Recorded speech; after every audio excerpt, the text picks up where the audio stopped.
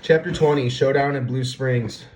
Coach, Malafay said in a whisper, it's all white people. The under-13s were walking onto the home field of the Blue Springs Liberty Fire in Loganville, Georgia, an old southern town down the road from an old southern towns with names such as Split Silk and Between. Luma looked around. It was true. Loganville was more than 90% white, and there wasn't so much as a suntan on the faces of the Liberty Fire or their parents. Luma reminded Malafay that the Fugees rarely faced teams with black players. I know, Malafay said, but they're all white. Let it go, Luma said. The Blue Springs Liberty Fire had a 3-2 record, but they were capable of scoring a lot of goals. 3 weeks before, they had beaten one team 10-0. The Fugees were groggy. The game was at 9 a.m. Luma had called her players the night before to remind them of the early start. It was chilly out, so she wouldn't have them walking to the library for pickup, as was the custom. Instead, the bus would go from complex to complex to pick the players up. She expected everyone to be waiting and ready. One by one, the sleepy Fugees had climbed onto the bus, all except for Jeremiah. He wasn't waiting out front, and there was no sign of life at the Ziades' apartment. Luma knew that Beatrice had been working at a night shift at a box factory. She would be sound asleep, so Luma told Tracy to knock on the door. Startled awake, Jeremiah grabbed his uniform and dashed to the bus. At game time, he was more or less sleepwalking. Blue Springs struck first, taking the lead on an easy shot from 10 yards out. The Fugees were still not fully awake. They were getting knocked around. Cross caught a hand to the face and crumpled over in pain. Kendrick was bounced like a pinball between the bigger Blue Springs midfielders. He was already frustrated. You better watch out, Kendrick said at one point to a Blue Springs player who'd gotten away with a push. What are you going to do about it? The boy asked. Kendrick didn't have a comeback for that one. He was too small to do much harm to anyone, and he knew that if he tried anything rough, Luma would bench him. So he sucked it up. A few minutes later, Kendrick was chasing after a free ball in the Blue Springs goal box when the goalie took him out at the knees. Play was stopped, and Kendrick was taken to the sideline, wincing in pain. With her team trailing at 1-0 at halftime, Luma lit into them. They were playing lazy soccer, she said. They were dribbling too much and not looking for the open man, and they were allowing themselves to get pushed around. Luma made just one adjustment, moving Jeremiah from defense up to midfield, where he could potentially set up Josiah.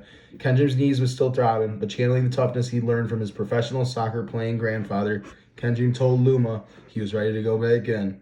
When I'm hurt and, we have to win because it's a hard team, he boasted later, I just take the pain.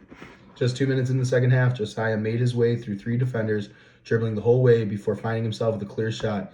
He wheeled in behind the Blue Springs defenders and blasted a clean shot from 15 yards out. 1-1, the Fugees were now awake. A few minutes later, Blue Springs was attacking when Muhammad went in for a tackle from behind. He missed the ball and took out the Blue Springs forward, a nasty foul. The referee blew the whistle, and Blue Springs quickly set up for a direct kick from nearly 25 yards out. The ball sailed over the Fugees' wall, across the face of the goalie, and just into the top far corner. It was an amazing shot, and Eldon didn't stand a chance. It was 2-1, Blue Springs. Luma decided it was time to deploy her secret weapon. Quietly, she signals to BN to swap with Jeremiah from defense to center midfielder. The boys switched positions, and to Luma's relief, the Blue Springs coach didn't seem to notice. Moments later, the Fugees managed a long pass down the field. BN controlled the ball and tapped a pass to a streaking Edouard Decory, who got the ball into the net. As he did, and the linesman raised his flag offside, the goal didn't count. The Fugees, though, weren't upset. There would be other chances. Minutes later, Kendrick and BN worked the ball toward the goal. Kendrick controlled the pass at the top of the box and crossed it to BN. For a moment, as the Blue Springs defenders converged, BN looked as though he would pass it back to Kendrick, who was now unmarked. But BN fired a shot instead, surprising everyone, including the Blue Springs keeper. It was a goal. The game was now tied at 2-2. Mark number 3, came a voice from the Blue Springs sideline, calling out BN's number. She just changed him. Shh, thought Luma. The next few minutes were frantic. Both teams were playing hard, and the close game had drawn the attention of parents and players on other local teams scheduled for games later in the morning. Blue Springs defenders now covered BN, who was being set up each time he touched the ball. But with 5 minutes left in the game, BN again found himself on the receiving end of a pass. He looked upfield. Out of the corner of his eye, BN spotted an orange jersey in an open space. Edouard. BN paused, then flicked a pass to Edouard, who volleyed into the net. With minutes to go, the Fugees were finally ahead, 3-2. Blue Springs wasn't finished. They sent a long pass down the field, and the Blue Springs forward managed to slip behind the Fugees' defense. The ball was the only thing between him and Eldon and the Fugees' goal. The forward sprinted down the field. He'd have a shot. Out of the corner of her eye, Luma caught a glimpse of a streaking orange jersey. It was her youngest player, Robin DeCory, whose older brother Edouard had just scored.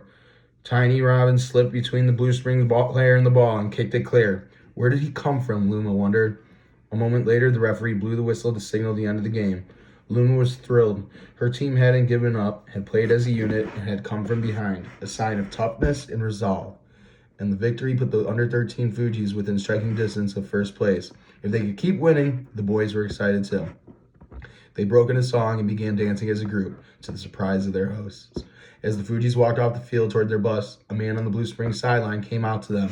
"I'd have paid money to watch that game," he said.